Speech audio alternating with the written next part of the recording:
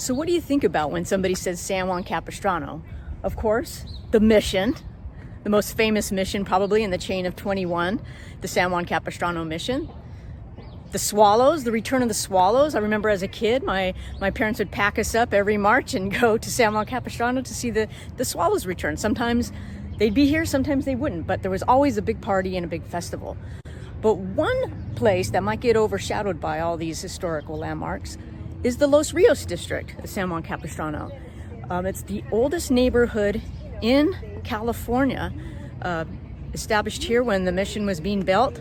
And we have two very renowned experts on Los Rios and San Juan Capistrano visiting us today as we explore this historic neighborhood, the oldest neighborhood in California.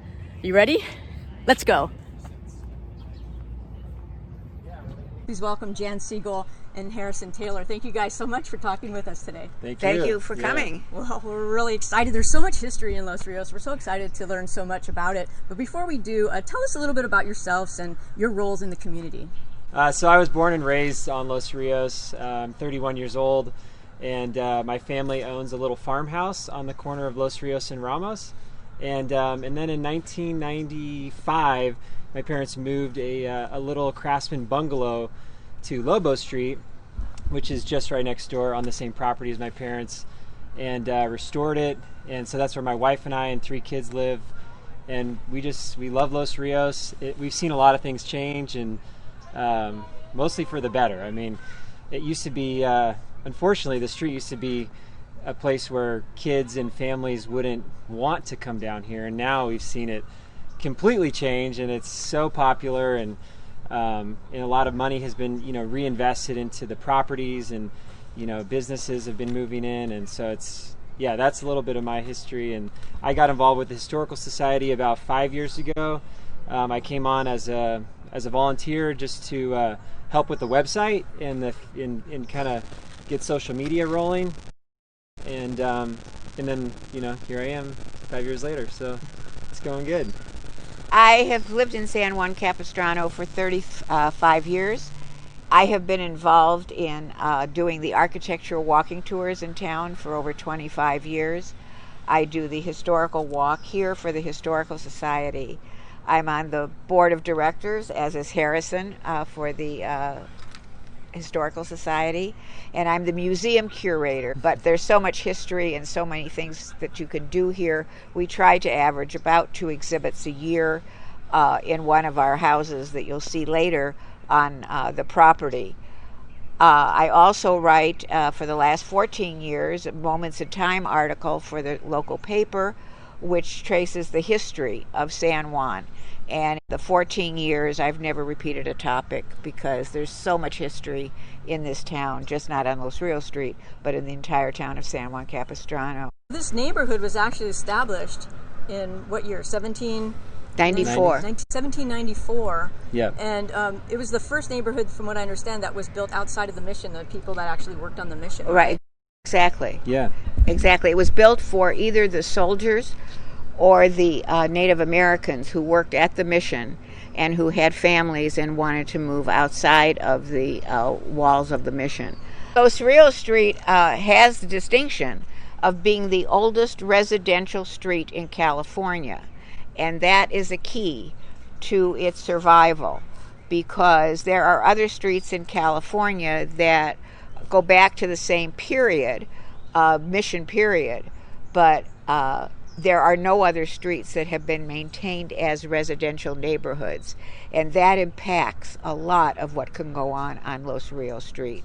One of the things that's important is that if you operate a business on Los Rios Street, you have to live on the premises. And we'll talk a little bit more about that as we go down the street and we see how small these houses are and the businesses that they have been able to incorporate. Years ago, it used to be that the people primarily who lived on the street were arts and crafters, and they would do their work in their houses, the little houses, and then they would go to garage sales and sell their stuff. And that changed dramatically with the computer generation, because as you know, you can run an international company on one computer in your closet And so that has changed dramatically the type of people that have moved into Los Rios Street. And we have a number of people who are businessmen and who are able to maintain the history of the street and the house and everything that it stands for in San Juan. We've noticed over the years the people that have followed the rules, that have lived in their homes and had a business, have always been exponentially more successful. And the first thing is that obviously it cuts down on costs. You're living there and you're working there. But the second thing is the charm that it brings, that you're living there, you're active in the street, you're active in the community. People like feeling like they're going back in time, coming down here. That's what our mission statement is as a historical society, is to not only preserve history in San Juan, but also to preserve our property here that we've been so generously gifted over the years in all 4 of these homes. So we just finished restoring the Adobe, which is the Silvas Adobe, which we'll give you a tour of, which was restored a few years ago, and it was built in 1794, right? You found the base of the first Adobe. Oh, that's this right. Adobe was built on top of it in that's the right. 1880s. Okay, that's right. We're filming in front of the O'Neill Museum that Jan, you're the curator of, and we're going to walk in right now. And if you can, as we're walking in, can you tell us a little bit, because it looks like this was probably once somebody's house. And the house is significant because it is the first wooden frame house ever built in San Juan Capistrano. Before this, all the houses in San Juan were adobe. And this is the first wooden house. And the reason it's a wooden house is because the original owner, Garcia, was a merchant here in town. And he was trying to woo a Yorba girl, a very prominent family, a Yorba girl, to be able to come in to marry him. And to get her to marry him, he promised her that she would never have to live in an adobe house, that he would build her a wood frame house. She said yes, and he kept his promise, and he built this wood frame house. Oh, that's a great story. It has some very unique features, which I'll be happy to show you. Awesome. Okay, this was originally built as a 4-room house. This was the original master bedroom, and we know that because it has a closet. That was been the parlor where our office is right now. This is the dining room. The kitchen and the bath were both added after the house was built, because originally the bath would have been an outhouse in the back, and the kitchen would have been, the cooking would have all been done in the outside. But I want you to come into the kitchen for a minute because it's really a unique feature. If you look around, and I want everybody to look around, and what do you see or not see in this that makes it a kitchen?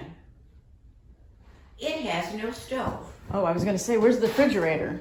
But now you're saying, oh. The ice box is back here. Oh, okay. And this is the washing machine. But it has no stove because even in 1890, when this kitchen was put in for San Juan, most cooking was being done outdoors. What's interesting about the bathroom, and I'll let you go in, is that it's the original full toilet, the original clawfoot tub. This is worth the price of admission right here. And the reason it's called the O'Neill Museum is because when the Historical Society acquired the house, it needed about $100,000 worth of refurbishing, and the Historical Society did not have that. So finally they were able to come up with about $40,000 to be able to do it. But then the O'Neill family that owns Rancho Mission Viejo said they would put up the other $60,000. And they did, and they have been a very close friend of the Historical Society to this very day. They are very generous to us. This is how the house was originally built, with redwood planks. And as you can see, there's a lot of room in between the planks. So the wallpaper became very popular to cover it all over. And so generation after generation used different wallpapers. And when we acquired the house, we stripped it and we got down to the very first wallpaper, which is this. Wow. So we were able, there's a company on the East Coast that if you send them a sample of old wallpaper, they can replicate it. And I think they really did an outstanding job, because this is now what we use for our wallpaper, which was the very first wallpaper that was put on the house. But I love the fact that we have the different layers, because you can really see patterns and colors, what was popular and not popular from one generation to the next. What a great idea. Wow. Love it. Well, you're doing a great job, Jan, as curator, I have to say. And as a tour guide. This is amazing. So as longtime residents and experts on Los Rios, I'm sure you guys have some favorite facts about Los Rios. Is there, do you have like a little known fact or maybe something really interesting that you like to tell at parties that people don't know about? I mean, I've got some like ghost stories and stuff that I personally have, kind of experienced. So my parents' house was built in 1887. It's a little farmhouse. We have noticed over the years that we'll come home in the evening after being out and about, and it's such an old house that all the windows are painted shut. I mean, from all the years of people painting it, so there's no real way for air to come in and out easily. So what we notice is that it'll smell like there's like a freshly lit cigarette inside the house, and no one in our family smokes. Wow. And we could never explain it. So we kind of mentioned this to a few people over the years, and one of the individuals in the Labat family, I think it's forget what his first name was, but he used to like to sit on the front porch and smoke his cigarette or cigar. And so my mom nicknamed him Tobacco Tom. But you guys are known for, I mean, like the Ghostbuster community really like to visit Los Rios, because you do have a kind of a reputation for having ghosts here, right? One group, OC Ghosts and Legends, they're kind of friends of ours. Over the years, they've volunteered a lot with us and helped us with our ghost tour. But they do more like the forensic ghost hunting, where they have devices and stuff like that. So they came down here one night at about 10 o'clock, and they stayed till about 2:30 in the morning. I was with them as a guide, showing them around the property. But one of the areas where we're standing right now, they claim is like the most haunted spot in San Juan. And they say they don't know why, they're not sure, but all their devices pick up noise, and they actually had like some sort of voice get picked up here on their devices that they've replayed for us. So I don't know if this tree is, or something that was buried here, or someone that was, over the years. But as far as we know, we don't know any reason why it could be especially haunted here. But they always like to bring their tours here and talk about it, and then they've always kind of picked up things. When we were restoring the Adobe here, our president, Tom Austenson, would find little clay marbles in the sand. So he'd be working away, doing stuff, and he would like just have sifted, because we sifted every time we dig a hole, we'd sift through it to make sure there were no artifacts. And so he would sift through a fresh batch, nothing would be there, then he'd turn and do something, and then turn back, and a little marble would be sitting on the top of the dirt pile. And so he claims that there was, the kids are leaving him, little gifts along the way. But this house was in complete disarray. Had a lot of structural issues with the Adobe, and we spent 4.5 years restoring it, myself and like 5 other guys, all volunteers, and volunteer money raised to pay for all the materials. But basically the most of the work you can't see, it's inside the walls themselves. We had to core down the walls with a 2.5-inch concrete cutting drill bit. And so this drill bit went about 8 feet down the walls, and then we inserted a stainless steel rod, and then backfilled it with this epoxy concrete mixture, and it secured the walls so that they will never crumble in case of an earthquake. And so this Adobe should last another 200 years. Wow. And long after we're gone, and someone else can worry about it. But was this one of the original then? Yeah, It was this original to the site. Oh, okay. This is the interesting part. Nobody was really sure. We always thought this was a newer Adobe, but when they started excavating, they found the original adobe walls of the first adobe. So that this house is actually built on a 1794 adobe. And this is all that's left of it. And eventually we will, have it all walled in, so glassed in, so people can actually see the wall itself. And Wow. it's pretty amazing.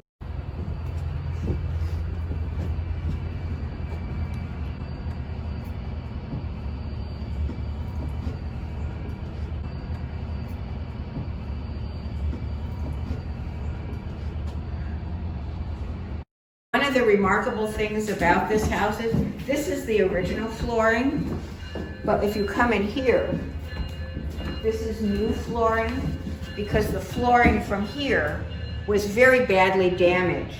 But because historical volunteers never throw anything away, they always find a use for something, the volunteers decided to use the old wood flooring for the walls of the room. Oh, wow. And I just love it. It's just so wonderful. And since then, since the Historical Society has done this, there have been many articles in architectural magazines and articles written about how you should save old wood from barns and so on and use them for walls. Yeah. But our volunteers were way ahead of the curve on that one. And this is the back porch, which is just really awesome. It gets a great breeze from the ocean. You can just sit out here and enjoy in the shade and just kind of look out, over the backyard into the River Street and to Zumars. It's just a really nice spot.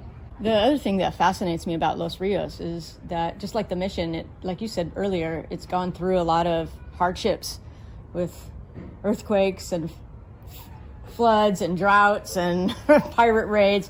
Why do you think it still survives? Is it because of the commitment of the community, or why do you think that this neighborhood survived when other neighborhoods didn't? Because of the people. I think because we have so many people in this community that can trace their relatives back, as I said before, not only hundreds of years, but thousands of years, the Native American community. And because of the city. The city has always been very supportive of maintaining its history. That was one of the reasons we found ourselves as a city, was because we were afraid that if we were taken over by San Clemente, the San Clemente would take down our history. And in order to preserve it, one of the things that we have, the city has done besides maintaining all this, is they have a historic depiction program.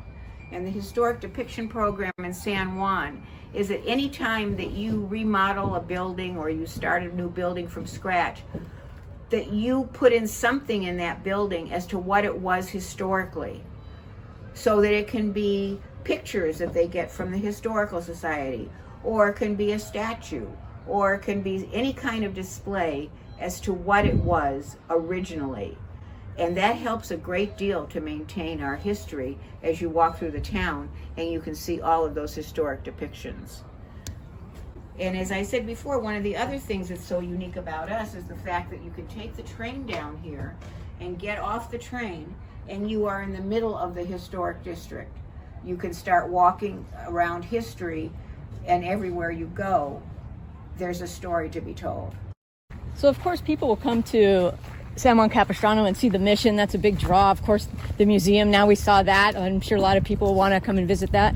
What are some other places that you would encourage people to come and visit when they're visiting Los Rios? Two places that stand out for me historically would be the Blas Aguilar, which is kitty corner from the mission. It's the Native American Museum, and they're in an old adobe as well, a 1794 adobe. And then further out on Alapaz, there's the Ecology Center, which is where the old Cogden House was, which was also a farmhouse, the first man to plant walnuts in this area. I'd also recommend going out to the Northwest Open Space, which is, we have a dog park out there, we have the Swanner houses out there. It's very There's going to be rustic. a Native American. Yeah, the Petitum Village will be out there. It's going to start construction. The city just approved the contract to build their very own site and location.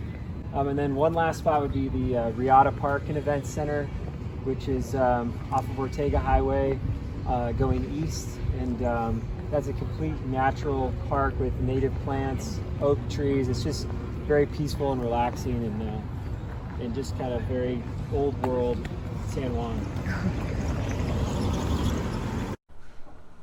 One of the rules on Los Rios Street is that you can move into these houses, you can make them as modern inside as you want, but you can't change the architectural integrity of the outside of these houses.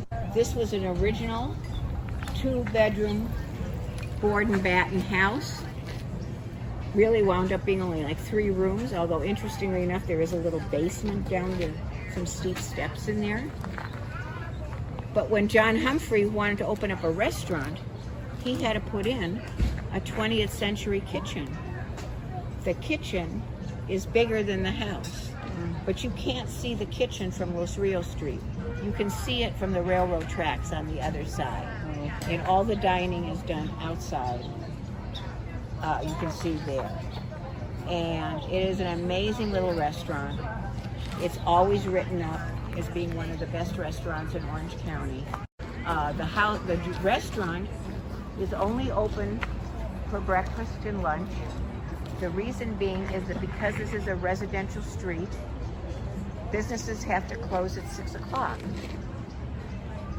Would you like to see if we can get it open the basement? It's very neat. Sure. I can try to see if they'll open it for us. Okay, that'd be great. If you want. Yeah. It's very unique.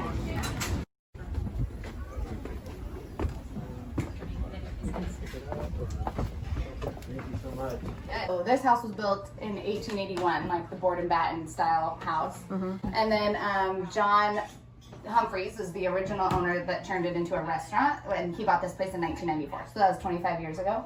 And he, when he first came into this house, there was a basement in here, but it was just all dirt with like a ladder to hide. Yeah. So then he turned it into a wine cellar and like a music room for a little while. It was like a music studio. So it's pretty cute. And then so this was just like the living room. This now is our office. But this used to be like the door to what was the little tiny kitchen of the house. And then he blocked it off, and now there's an industrial kitchen in the back for the restaurant. And then just like a little back bedroom and a bathroom. It's pretty tiny. But cool. So the original family was the Ramos family, or the family that occupied it the longest. And then this is how you get to it. So you gotta scoot the bed over. Oh my gosh. I know, it's so Oh gosh, fun. I didn't mean for you to work so hard. Oh, it's okay. We come in here like a few times a day because we keep our wine in here. But there's a little latch here. You lift it up. So we turn on the light right here in the little. Oh, nice. So kind of like Pirates of the Caribbean. I was gonna say. Oh wow. So yeah, those stairs are cool. aren't they? So now we just made it so it's our wine cellar. So for the restaurant, we keep all the wines in here. So just, and it's kind of a little bit messy right now, but it's very, there used to be like a flat screen TV here and a little place to hang out, but super fun. It is fun. Wow. I know. How unique. Thank you so much for giving us this tour. Yeah. But imagine not a lot of people get to come down here. We don't actually bring a lot of people down here, especially because those stairs are so steep. Yeah. And dangerous.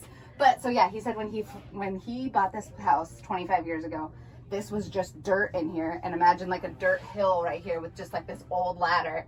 And so I guess the rumor is that this would hold, you know, the bandits of like the 1800s. So kind of like a hideout. Yeah. Now, did you guys get any ghosts in here? We were talking about Los Rios ghosts. No, you know, I've never had any ghost things, but we had a couple of like possums when I've come down here, and I'm like, oh, what's the scariest thing? Yeah, those are scarier than ghosts, Yeah, I think. very. Yeah. Well, thank you so much for Oh, bringing you're us so down welcome. here.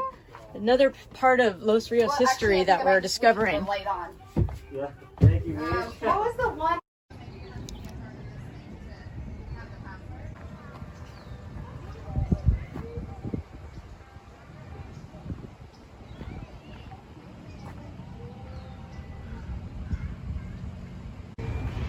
This is the Montanez Adobe.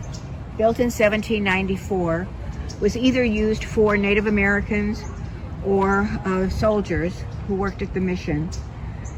And originally it was a 2-room adobe, and it was built in the Spanish style. And you know, the Spanish style did not open rooms internally.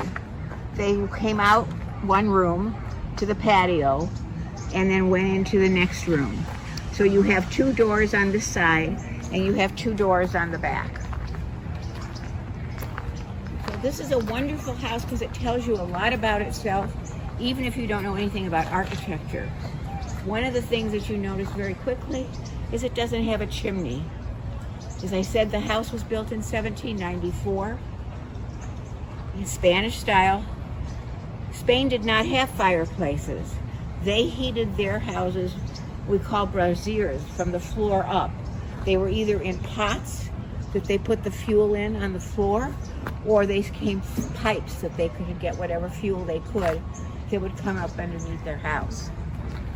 Interesting.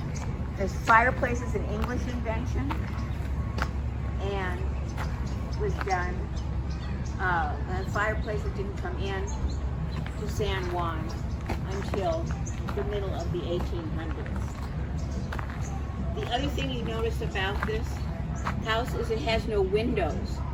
In the 18th century, glass was a very highly prized commodity. Only the very wealthy could afford glass. And since these were either Native Americans or soldiers, they were much too low on the social class to rate windows. Plus the fact in those days people went worked from sun up to sundown, so there was no reason for them to have windows. Ventilation was not a strong suit in their way they thought. So cooking was always done as an outbuilding away from the main house in the 17th and 18th centuries.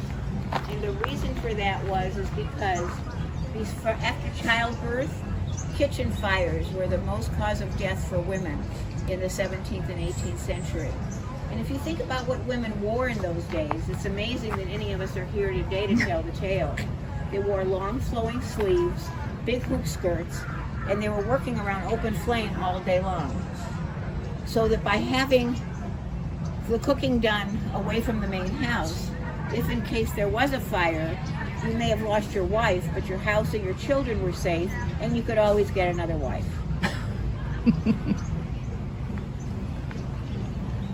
This is great just as a nature walk. We're seeing all the butterflies and birds. That's good you're saying that, because Harrison's mother has turned this into a monarch butterfly sanctuary. Oh, so that beautiful. Everything here is to encourage the butterflies. And everything here is also Well, it's native. working. It's working, definitely. She spends hours. I would imagine. It's so much work, but it's beautiful. Wow. Why don't I come here more often? Like, I live like 10 minutes away. I should be here like every week.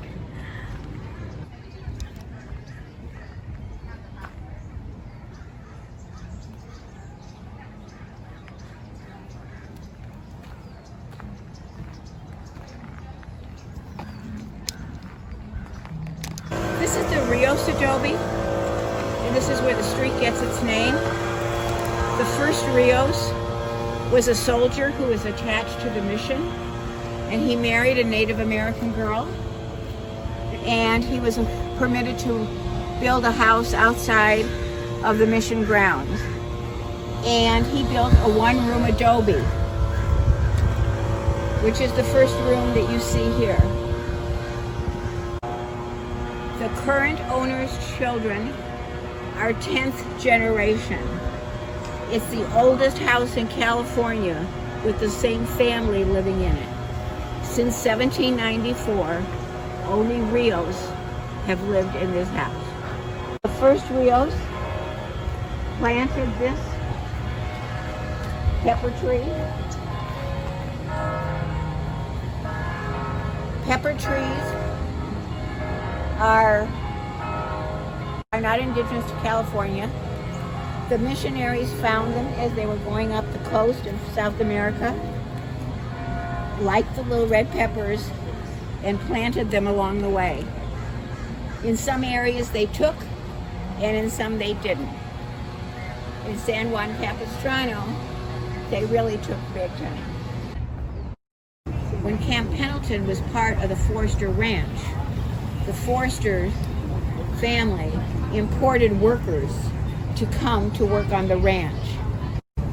They built these wooden houses because the town of Forster was just below where the town of Julian is today. When the Forsters lost the ranch, the town folded, but the houses, because they were all made of wood, were too valuable. So the houses were all moved to other places. We don't know what happened to all of them, but we do know that this one came to San Juan Capistrano. It's called the Lupe Coombs House because Lupe Coombs was the first sheriff of San Juan Capistrano when we became part of Orange County. It's also where Modesta Aguilar lived when she wanted to stop the trains for time and became the first felon.